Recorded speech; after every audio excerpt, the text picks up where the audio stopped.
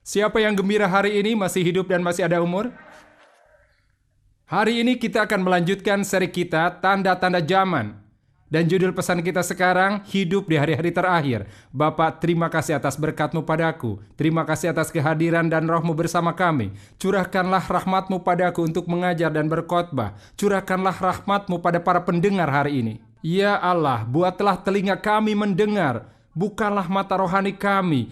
Lenyapkan tipuan, hapuslah kegelapan dari kami, dan biarkan terang-Mu menembus tubuh kami bagai belum pernah sebelumnya. Kami panjatkan dalam nama Yesus Kristus. Amin. Hidup di hari-hari terakhir. Kita di Lukas 12, benar? Kita akan menyimaknya sebentar, tapi 2 Timotius 3 ayat 1, Paulus berkata, "Ketahuilah bahwa pada hari-hari terakhir akan datang masa yang sukar." Hari terakhir berarti hari terjauh atau terakhir dari tempat atau waktu. Dan Alkitab, siapa yang tahu bahwa ini adalah buku luar biasa? Alkitab adalah buku luar biasa. Dan walaupun yang paling banyak dibaca, paling banyak terjual, paling banyak digunakan di dunia, saya kira Alkitab secara keseluruhan kehilangan kredibilitasnya di pikiran dan hati banyak orang. Tapi bukan di mata atau pikiran Allah, sabdanya akan bertahan selamanya. Jadi Alkitab adalah buku sejarah terbesar yang pernah ditulis dan meliputi awal dan perjalanan hingga akhir. Dan ini bukan hanya buku sejarah yang besar, tetapi buku nubuat yang berarti akan memberitahu Anda apa yang akan terjadi di masa depan. Memang ada orang yang membaca bola kristal dan melihat telapak tangan Anda dan melihat ke arah mana garis tangan Anda dan mereka meramal masa depan Anda. Tapi Allah punya masa depan dan Ia memberitahukan masa depannya dan ada di sini. Ini adalah buku nubuat yang berarti akan memberitahu Anda dan menggambarkan apa yang akan terjadi. Amin. Berapa banyak yang percaya Alkitab? Nah, kalau kita tidak percaya Alkitab, berarti kita membuang-buang waktu mendengarkan khotbah. Kalau kita tidak percaya Alkitab, kita buang-buang waktu di gereja. Ini adalah kekuasaan Allah. Amin. Tidak ada buku yang lain, tidak ada buku yang seperti ini. Ini bukunya, satu-satunya buku. Tetapi Anda perlu iman dan mempercayainya. Amin. Jadi kalau kita mengamati Alkitab ini, memuat cerita tentang kejadian hari akhir. Meliputi peristiwa hari-hari terakhir. Tahukah Anda tentang ini? Kita bisa mengetahui apa yang akan terjadi dengan mempelajari dan mengetahui Alkitab. Anda tahu ini? Halo? Tahukah Anda bahwa Anda dapat melihat apa yang terjadi hari ini dengan membaca Alkitab Anda? Mungkin Anda seorang Kristen, tapi Anda tidak sungguh menyadari bahwa kekuasaan Allah ada di dalam sabdanya. Dan kita perlu menerima kekuasaan sabda Allah. Amin. Ini sepanjang hidup kita, ini akan jadi keselamatan kita. Dan kita perlu tahu apa yang akan terjadi di hari akhir karena kita bisa lebih siap secara mental, fisik, dan rohani. Dan saya benar-benar sedih dalam hati saya karena apa yang saya lihat yang terjadi pada masa kini. Kita perlu bangun gereja Allah. Kita perlu membangunkan diri kita dari tidur dan kelelapan dan berseru kepada Allah demi penglihatan rohani untuk mengetahui di hari apa kita hidup. Amin. Sehingga kita dapat menerima apa yang dimiliki Allah bagi kita. Kita perlu belajar melihat keadaan zaman. Dan di Lukas pasal 12, Yesus berdialog di ayat 54. Yesus berkata pula kepada orang banyak, "Apabila kamu melihat awan naik di sebelah barat, segera kamu berkata, akan datang hujan." Dan itu memang terjadi. Dan apabila kamu melihat angin selatan bertiup, kamu berkata, hari akan panas, dan hal itu memang terjadi. Hei orang-orang munafik, rupa bumi dan langit kamu tahu menilainya. Mengapakah kamu tidak dapat menilai zaman ini? Nah, di ayat ini, Yesus memarahi orang-orang karena tidak bisa melihat keadaan zaman pada saat mereka hidup.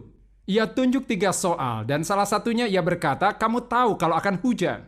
Di ayat 54, apabila kamu melihat awan naik di sebelah barat, segeralah kamu berkata, akan datang hujan, dan itu memang terjadi. Kemudian ia berkata, kamu tahu kalau cuaca akan menjadi sangat panas. Di ayat 55, ia berkata, apabila angin selatan bertiup, kamu berkata hari akan panas terik. Tapi ia katakan, kamu tidak tahu bagaimana menilai. Ya, kamu dapat menilai pola cuaca. Tapi kamu tidak dapat melihat keadaan dan suasana rohani di waktu kamu hidup. Saudara, Yesus menyebut mereka munafik dan ia memarahi mereka karena tidak mampu melihat keadaan zamannya. Masalah yang Yesus sampaikan adalah mereka tidak mengenal dan menyadari bahwa Mesias sedang bersama mereka. Dia adalah Mesias, tetapi mereka tidak melihatnya. Tahukah Anda mungkin Yesus ada di kamar, tapi Anda tidak melihatnya? Dan itulah yang terjadi. Ia berkata, kamu tahu semuanya tapi kamu tidak tahu aku ada di sini. Mengapa mereka tidak tahu kalau Mesias ada di sana? Karena mereka tidak mampu melihat tanda-tanda zaman. Mereka tidak bisa melihat keadaan di saat mereka hidup. Dan sebagai akibatnya tidak bisa menerima apa yang dimiliki Allah untuk mereka, terutama keselamatan mereka. Inilah soalnya. Anda dan saya perlu belajar bagaimana melihat secara rohani tanda-tanda zaman di saat kita hidup. Kita perlu tahu apa yang dilakukan Allah, agar kita tidak kehilangan milik Allah bagi kita. Karena Allah punya sesuatu bagi kita. Amin. Nah, sekarang kita akan coba menjawab 3 pertanyaan menyangkut hari-hari akhir. Pertama, apakah Anda benar-benar hidup di hari-hari terakhir? Kedua, apa yang kita harapkan bisa dilihat di hari-hari terakhir? Ketiga, bagaimana kita bisa siap di hari-hari terakhir? Pertanyaan pertama, apakah kita hidup di hari-hari terakhir? Siapa dari Anda yang mengalami berbicara dengan orang tentang hari-hari akhir dan mereka menertawakan untuk menghina? Mereka akan tertawa, terpingkal-pingkal, dan benar-benar merasa geli kalau Anda bicara tentang akhir zaman. Tapi sudahlah, pertanyaannya apakah kita hidup di hari-hari terakhir? Jawaban untuk pertanyaan ini saya ingin lihat pada yang dikatakan Rasul Petrus di buku Kisah Para Rasul. Kalau Anda bawa Alkitab, coba lihat Kisah Para Rasul pasal 2. Anda ingat cerita di Kisah pasal 2? Itu hari Pentakosta. Mereka 120 orang di ruang atas berdoa karena Yesus berkata, tinggallah di Yerusalem sampai kamu mendapat kekuasaan dari atas. Mereka menuruti kata Yesus, menuju ke ruang atas, berdoa, dan Yesus berkata, kamu akan diberi kuasa, kamu akan mendapat kekuasaan yang dicurahkan dari atas. Dan suatu hari mereka muncul, mereka mulai berdoa, dan hari ini tidak seperti hari lainnya. Tiba-tiba seperti ada tiupan keras, dan Roh Kudus memenuhi mereka. Ini disebut hari Pentakosta. Di Kisah Para Rasul pasal 2 ayat 1, ketika tiba hari Pentakosta, semua orang percaya berkumpul di satu tempat. Tiba-tiba turunlah dari langit suatu bunyi seperti tiupan angin keras yang memenuhi seluruh rumah di mana mereka duduk. Dan tampaklah kepada mereka lidah-lidah seperti nyala api yang bertebaran dan hingga pada mereka masing-masing. Maka penuhlah mereka dengan Roh Kudus, lalu mereka mulai berkata-kata dalam bahasa lain, seperti yang diberikan Roh Kudus itu untuk mengatakannya. Jadi mereka mengalami pencurahan Roh Kudus yang sangat mengagumkan. Tetapi orang-orang berusaha untuk mengerti apa yang sedang terjadi. Ada 120 orang yang tahu apa yang sedang terjadi. Tetapi orang-orang tidak tahu apa yang sedang terjadi. Mereka tidak dapat melihat dan memahami suasana rohani di saat mereka hidup. Di ayat 12, mereka semua tercengang-cengang dan sangat termangu-mangu sambil berkata seorang kepada yang lain, apakah artinya ini? Ini pertanyaan bagus. Apa artinya ini? Tapi orang yang lain menyindir dan berkata, mereka sedang mabuk oleh anggur manis. Jadi Alkitab mengatakan sebagian sangat bingung dengan apa yang sedang terjadi hari itu dan waktu itu. Dan ada juga yang sangat salah paham dengan apa yang sedang terjadi hari itu dan waktu itu. Tapi Petrus menilai keadaan, menjelaskan ke mereka, katanya ini yang akan terjadi, wahai hamba Allah. Pasal 2 ayat 14, maka bangkitlah Petrus berdiri dengan ke-11 rasul itu, dan dengan suara nyaring ia berkata kepada mereka, hai kamu orang Yahudi dan kamu semua yang tinggal di Yerusalem, ketahuilah dan camkanlah perkataanku ini. Orang-orang ini tidak mabuk seperti yang kamu sangka, karena hari baru pukul 9. Tetapi itulah yang difirmankan Allah dengan perantaraan Nabi Yoel. Akan terjadi pada hari-hari terakhir, demikianlah firman Allah. Bahwa aku akan mencurahkan rohku ke atas semua manusia, maka anak-anakmu laki-laki dan perempuan akan bernubuat. Dan teruna-terunamu akan mendapat penglihatan-penglihatan, dan orang-orangmu yang tua akan mendapat mimpi. Juga ke atas hamba-hambaku laki-laki dan perempuan akan kucurahkan rohku pada hari-hari itu, dan mereka akan bernubuat. 2 poin penting ada di sini. Nomor pertama, jelas sekali bahwa Petrus mengerti suasana dan zaman di saat ia hidup. Katanya, orang-orang ini tidak mabuk seperti yang kamu sangka. Katanya, inilah yang dikatakan Nabi Yoel akan terjadi. Katanya, inilah yang sudah digambarkan, yang sudah dinubuatkan. Inilah yang dikatakan Allah akan terjadi. Amin. Dikatakan di hari-hari terakhir, ini yang dikatakan Allah akan terjadi. Dan Petrus punya kemampuan merasakan apa yang akan terjadi di dunia sekitarnya dan melihatnya. Sekarang poin kedua adalah bahwa Petrus mengidentifikasi Pentakosta sebagai peristiwa hari terakhir. Menurutnya, Pentakosta sebagai hari-hari terakhir. Perhatikan ayat 16, itulah yang difirmankan Allah dengan perantara Nabi Yoel akan terjadi di hari-hari terakhir. Kata Allah, aku akan curahkan rohku ke atas semua manusia. Jadi menurut Petrus, Pentakosta adalah peristiwa hari terakhir. Jadi kalau Pentakosta itu peristiwa hari terakhir, bisakah kita simpulkan bahwa hari-hari terakhir dimulai dari hari Pentakosta? Amin? Anda bersama saya? Ingatlah, Pentakosta adalah peristiwa yang terjadi 2000 tahun yang lalu. Ingat itu? Iya kan? 2000 tahun yang lalu.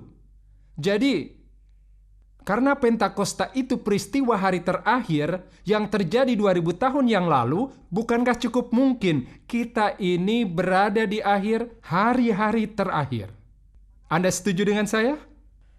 Minggu lalu saya ngobrol dengan seorang pendeta tentang apa yang sedang terjadi di dunia. Ya, kira-kira di awal minggu. Dan kami bicara tentang apa saja yang sedang terjadi. Dan ia berkata pada saya, pendeta, Anda percaya kita berada di hari-hari terakhir? Kata saya tidak percaya. Saya percaya kita ada di akhir, hari-hari terakhir. Ini menakutkan Anda? Saya percaya kita di akhir hari-hari terakhir. Karena Pentakosta adalah awalnya. Bukankah Anda tahu banyak hal terjadi sesudah itu? Amin. Nah, kalau kita amati peristiwa memprihatinkan di seluruh dunia yang dibacakan Yesus di Matius 24, kita harus jeli, saudara-saudari, bahwa kita berada di akhir hari-hari terakhir. Saya tidak tahu tepatnya di mana, entahlah. Tapi kita berada di akhir hari-hari terakhir. Karena Pentakosta itu awalnya.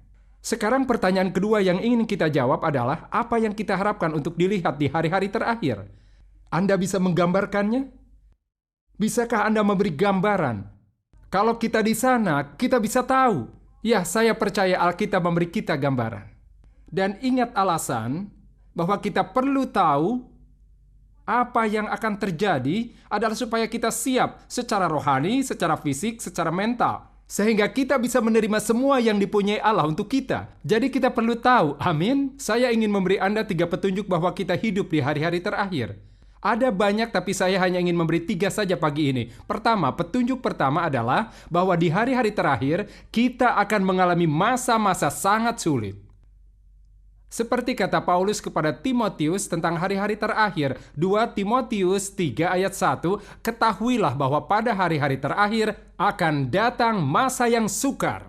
Masa yang sukar berarti berat ditangani, membuat stres, penuh gangguan.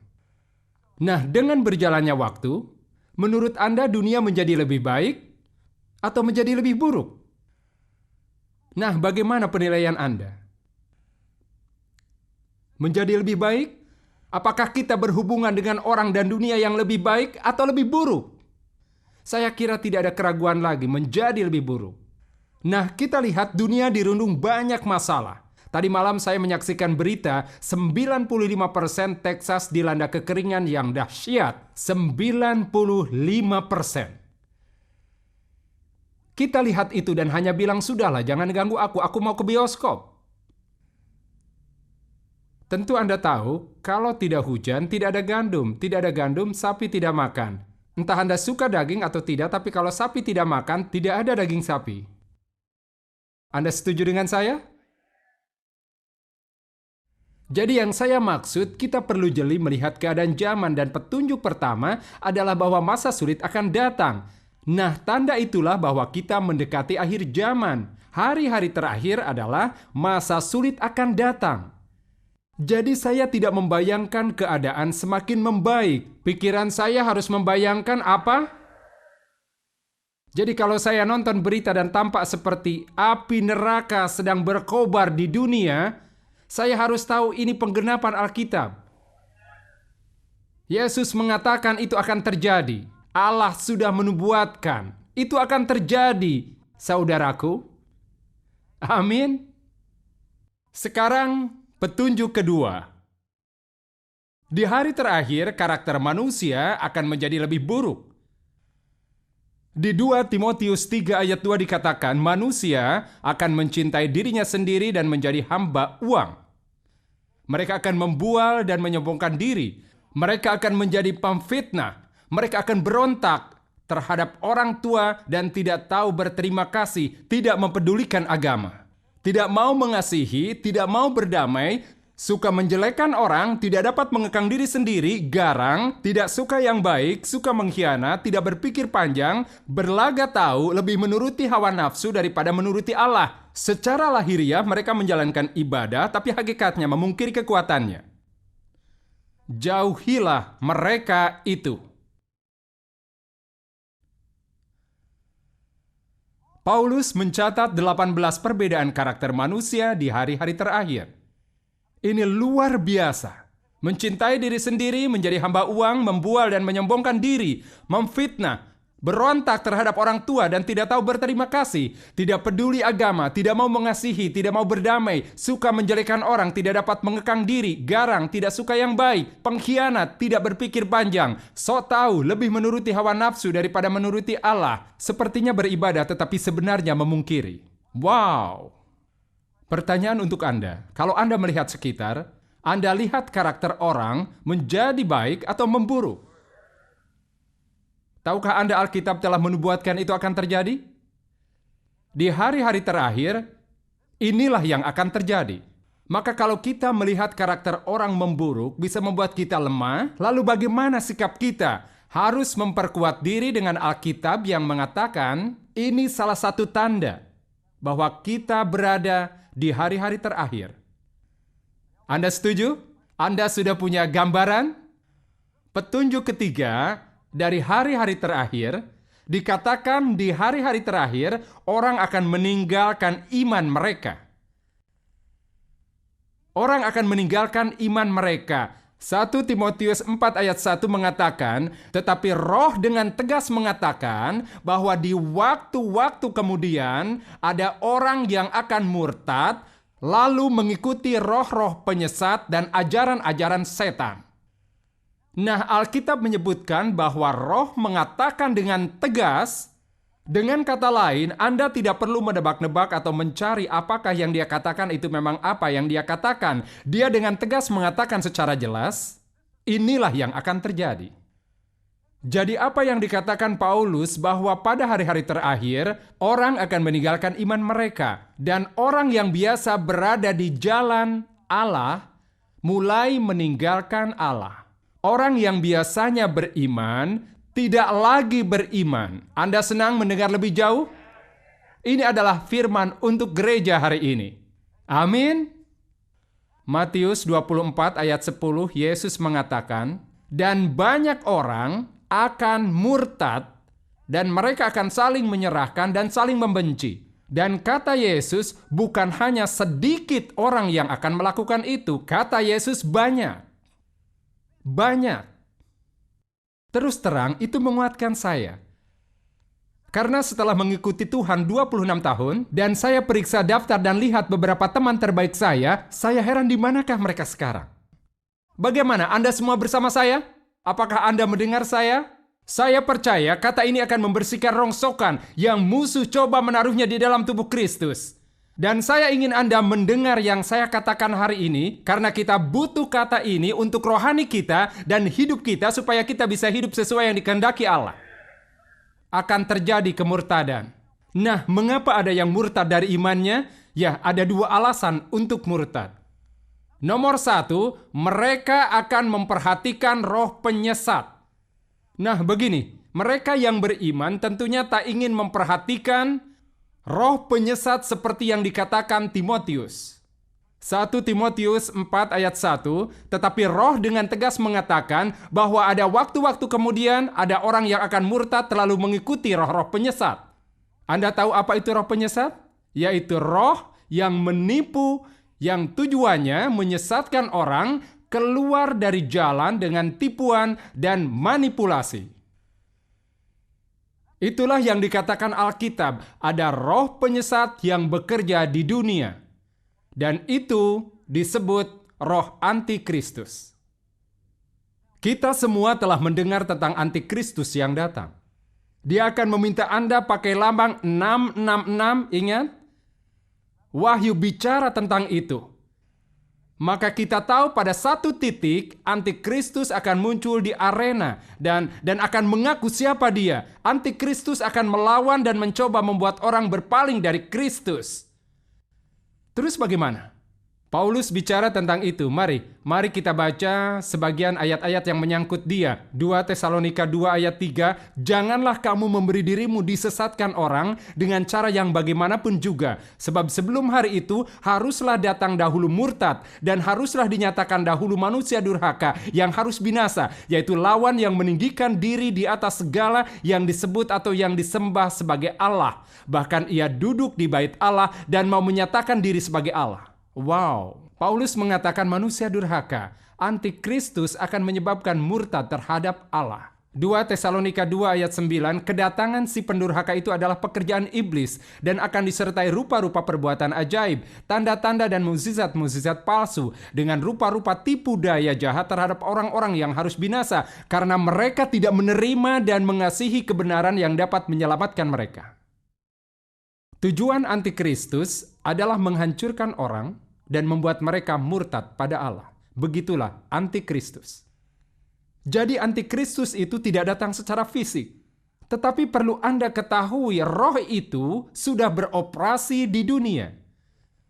Roh itu sudah ada di sini. Dan ini yang dikatakan 1 Yohanes 4 ayat 3. Dan setiap roh yang tidak mengaku Yesus tidak berasal dari Allah. Roh itu adalah roh antikristus. Dan tentang dia telah kamu dengar bahwa ia akan datang dan sekarang ini ia sudah ada di dalam dunia. Jadi kita perlu sadar karena roh antikristus sudah bekerja di dunia dan di gereja. Anda mengira roh itu ada di luar gereja? Tidak. Dia merayap di gereja. Roh antikristus menyerbu gereja kita, membuat orang murtad dari imannya dengan mengisi hatinya untuk berontak pada Kristus, bahkan tanpa menyadarinya. Karena tipu daya, roh itu tidak membujuk dengan mengatakan, "Ini aku, roh antikristus, ikutlah dengan aku." Bukan begitu caranya. Sangat halus, sangat cerdik. Dia tahu saat yang tepat. Sangat sabar menarik kita pergi dari Kristus. Bagaimana roh antikristus menggoda hati kita meninggalkan Kristus? Bagaimana cara membuat orang murtad? Ya, saya yakin dia gunakan godaan dan kenikmatan dunia ini. Tahukah Anda setan itu juga berperan di dunia? Ketika Yesus digoda, setan menawarinya semua kerajaan dunia dan kemegahannya. Mengapa? Karena setan menguasai dunia. Anda setuju? Tahukah Anda kalau setan itu punya musik? Punya cara penghiburan? Dia punya Injil. Dia punya guru. Dia juga punya murid. Ya, memang. Roh antikristus, saat ia tampil, ia sudah punya pengikut karena rohnya telah menariknya. Dia berlaga seperti Kristus. Tahukah Anda roh Kristus itu memikat hati padanya? Dan roh antikristus menarik orang padanya bahkan saat saya mengucapkan ini. Jadi kita harus sadar 1 Yohanes 2 ayat 15, janganlah kamu mengasihi dunia dan apa yang ada di dalamnya. Jika orang mengasihi dunia, maka kasih akan Bapa tidak ada di dalam orang itu. Sebab semua yang ada di dalam dunia, yaitu keinginan daging dan keinginan mata, serta keangkuhan hidup, bukanlah berasal dari Bapa, melainkan dari dunia. Dan dunia ini sedang lenyap dengan keinginannya, tetapi orang yang melakukan kehendak Allah tetap hidup selamanya. Anak-anakku, waktu ini adalah waktu yang terakhir, dan seperti yang telah kamu dengar, seorang antikristus akan datang. Sekarang telah bangkit banyak antikristus. Itulah tandanya bahwa waktu ini adalah benar-benar waktu yang terakhir. Memang mereka berasal dari kita, tetapi mereka tidak sungguh-sungguh termasuk pada kita. Sebab jika mereka sungguh-sungguh termasuk pada kita, niscaya mereka tetap bersama-sama dengan kita.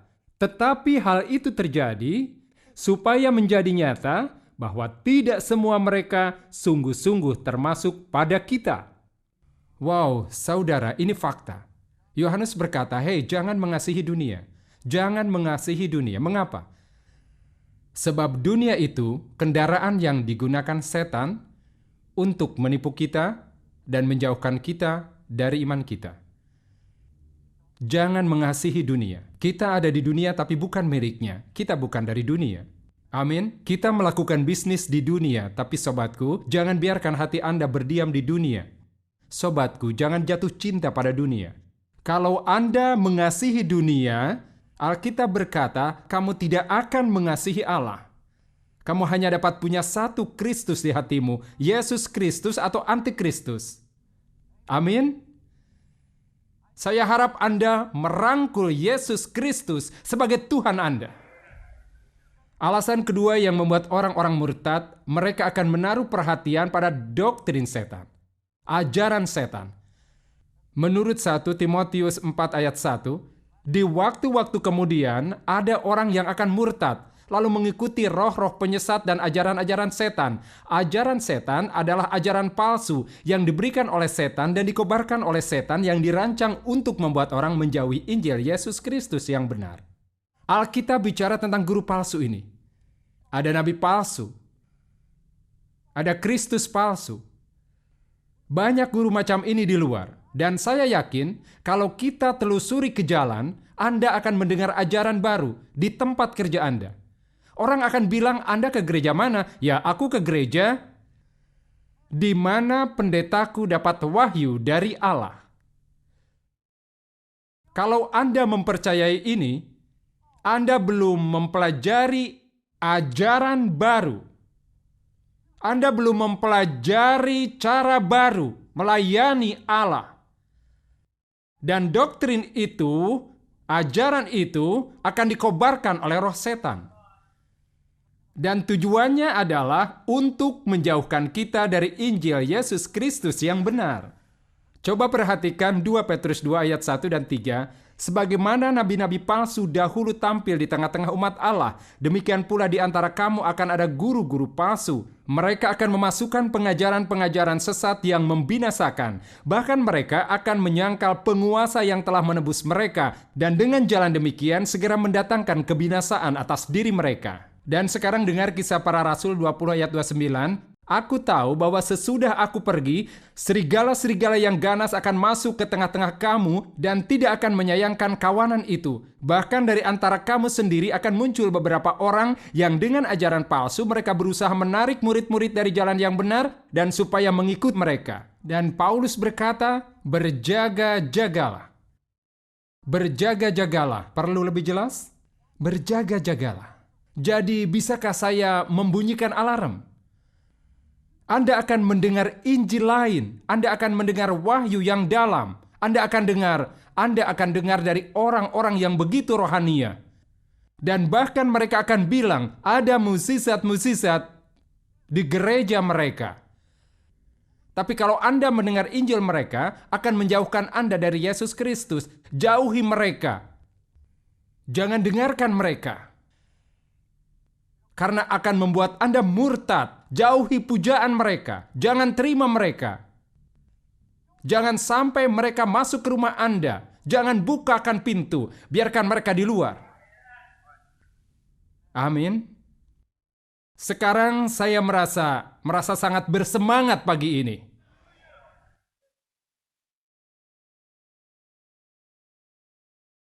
Bagaimana Anda menilai ajaran? Setiap ajaran yang coba mengurangi atau menjauhi salib serta karya Yesus Kristus adalah ajaran setan.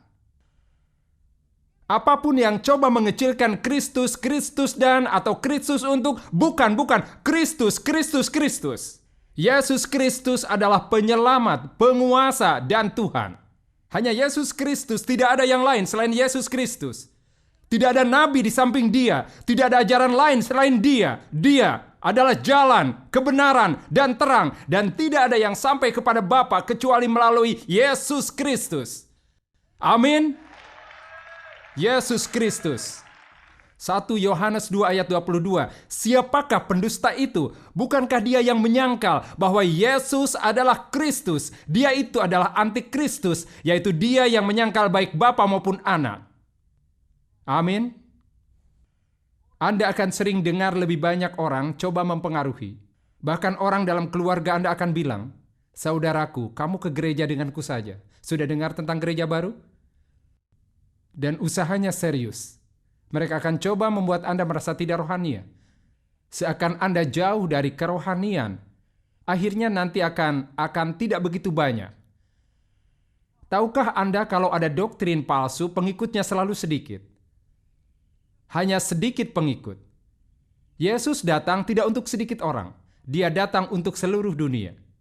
Bagaimana? Anda sependapat? Dan mereka akan coba memanipulasi. Mereka coba membuat Anda merasa tidak akan diselamatkan, tidak bisa masuk surga kalau Anda dengar bid'ah mereka. Ingatlah, itu semua tentang Yesus. Semua tentang Yesus. Jangan tergoda atau mendengar ajaran apapun yang menjauhkan atau mengurangi karya salib Kalvari dan karya Yesus Kristus. Pertanyaan ketiga yang ingin kita jawab, bagaimana kita bersiap menghadapi hari-hari terakhir? Bagaimana kesiapan kita? Ada banyak cara, tetapi kita akan membahasnya 3 hari ini. Kita bisa bahas lagi tentang ini minggu depan. Saya kira saya telah menerima doa Anda. Doakan saya. Ini salah satu seri paling sulit yang saya sampaikan karena rasanya seakan jika mengajarkan soal ini seperti berjalan di tanah beranjau. Namun tahukah Anda, kita perlu mendengar kebenaran. Kita harus tahu Alkitab. Kita harus tahu firman Allah. Saya bertekad akan mengajarkan Alkitab di gereja ini. Saya ingin memberi makan domba Allah. Kalau saya tidak ada, saya mohon pada Allah, ambillah saya dan ganti dengan orang lain yang sanggup. Amin. Semoga Injil Yesus Kristus dikhotbahkan dari balik mimbar ini selama Dia masih menunggu kedatangannya kembali. Amin. Jadi pertanyaan ketiga yang ingin kita jawab, bagaimana kita dapat bersiap untuk hari-hari terakhir? Anda perlu membiasakan diri dengan Alkitab.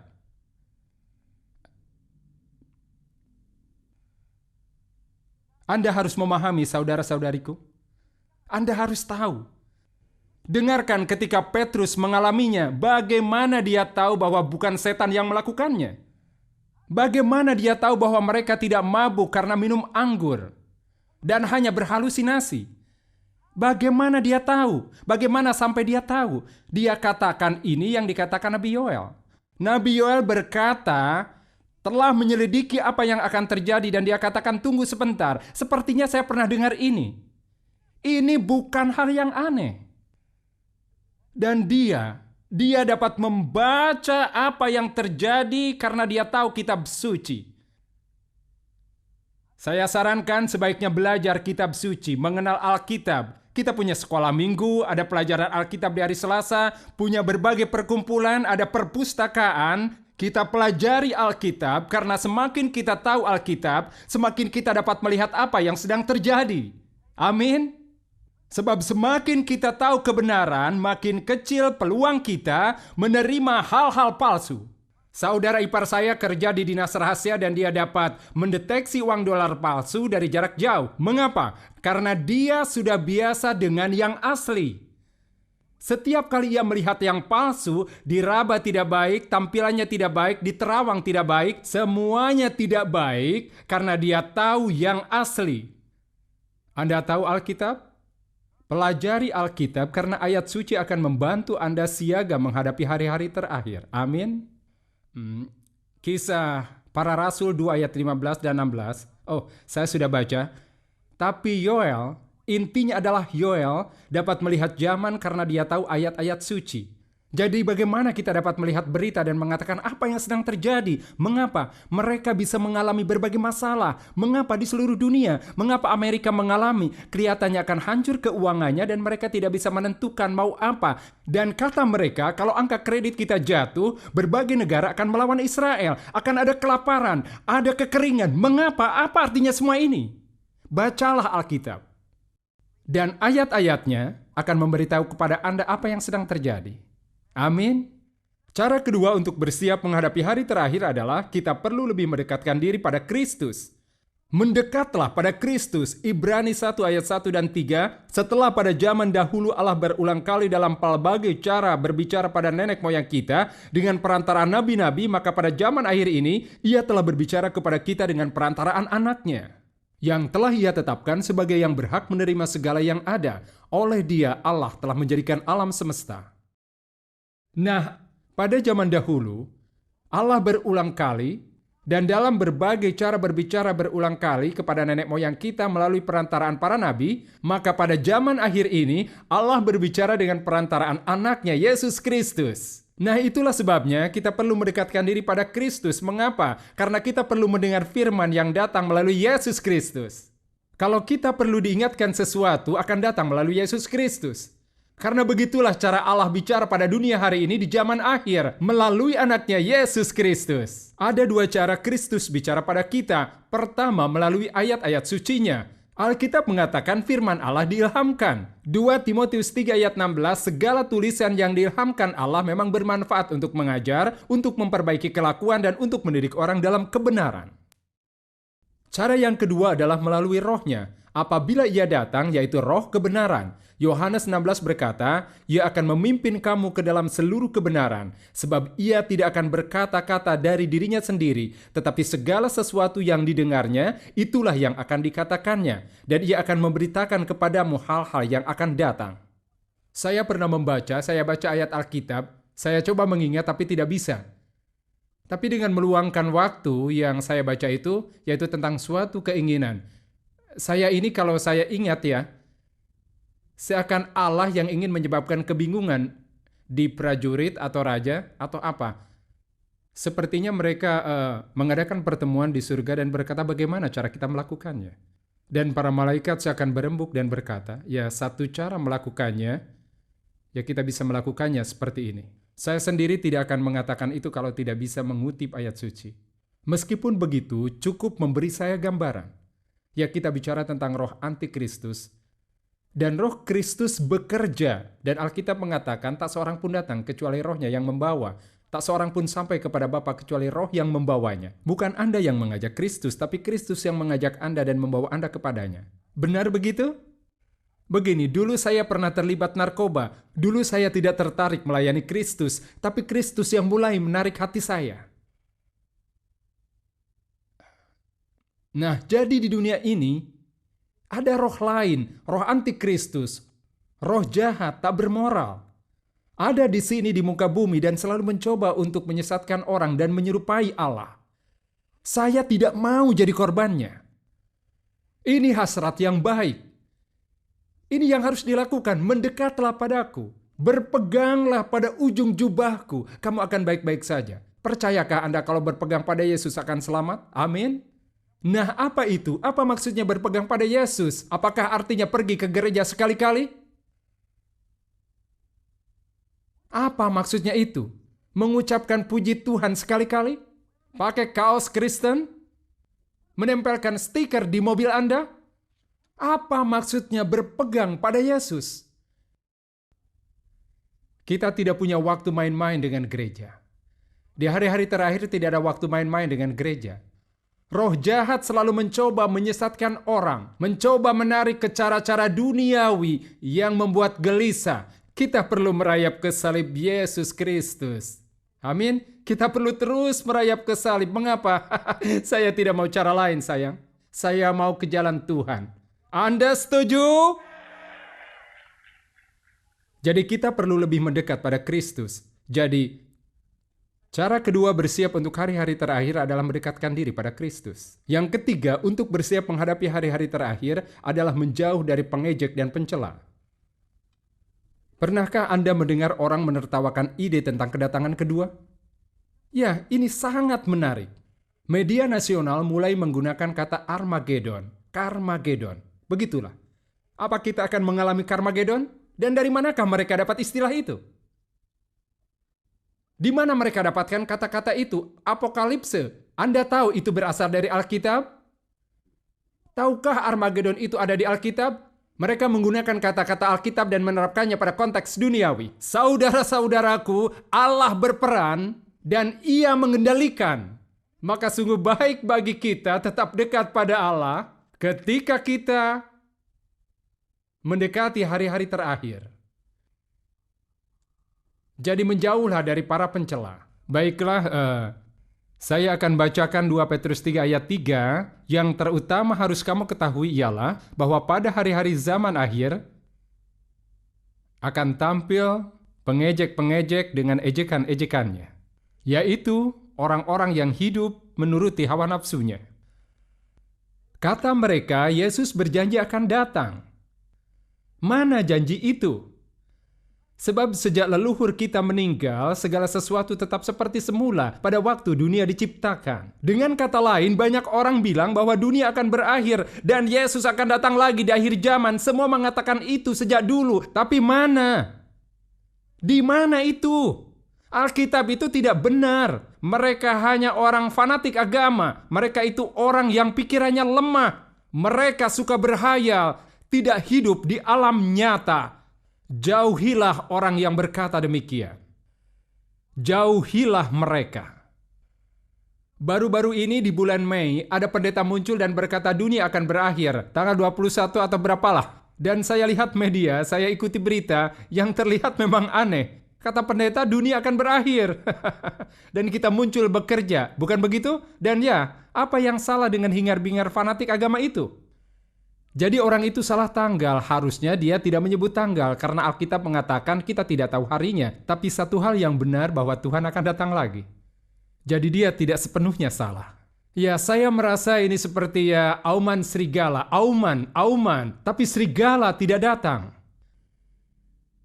Ya, serigala akan datang, bukan serigala tapi kuda putih. Amin. Itu sangkakala. Dan akan berbunyi. Dan jika berbunyi, semoga kita siap. Semoga kita siap. 2 Petrus 3 ayat 8, Paulus menjawab, akan tetapi saudara-saudaraku yang kekasih, yang satu ini tidak boleh kamu lupakan, yaitu bahwa di hadapan Tuhan, satu hari sama seperti 1000 tahun. Tuhan tidak lalai menepati janjinya, sekalipun ada orang yang menganggapnya sebagai kelalaian. Tetapi Ia sabar terhadap kamu, karena Ia menghendaki supaya jangan ada yang binasa, melainkan supaya semua orang berbalik dan bertobat. Anda mengerti? Mengapa Ia belum datang? Karena belas kasihan-Nya. Ia mengharapkan lebih banyak orang naik perahunya. Amin? Karena belas kasihan-Nya yang menunda kedatangannya. Ia berharap lebih banyak orang siap secara rohani. Jarum jam berputar dan waktu mulai habis. Ini tugas kita dan waktu kita membunyikan kata. Bunyinya kalau kamu belum siap, bersiaplah. Amin. Bersiaplah. Anda sudah siap? Anda sudah siap dengan apapun yang terjadi? Bersiaplah. Waspadalah. Perhatikan yang saya ucapkan. Sebagai pendeta bicara pada Anda sebagai jemaat, bersiaplah. Saya tidak tahu kondisi Anda sekarang. Saya tidak tahu, tapi Anda tahu dan Allah tahu. Bersiaplah. Jangan main-main dengan gereja, santai-santai. Bersiaplah, siagalah. Sehingga kalau Yesus datang atau Anda meninggal karena kecelakaan mobil atau apapun, Tuhan Yesus membawa kita pulang. Maka bersiaplah. Bagaimana Anda mendengar saya hari ini? Bersiaplah. Hidup siaga. Jangan takut saat Dia datang.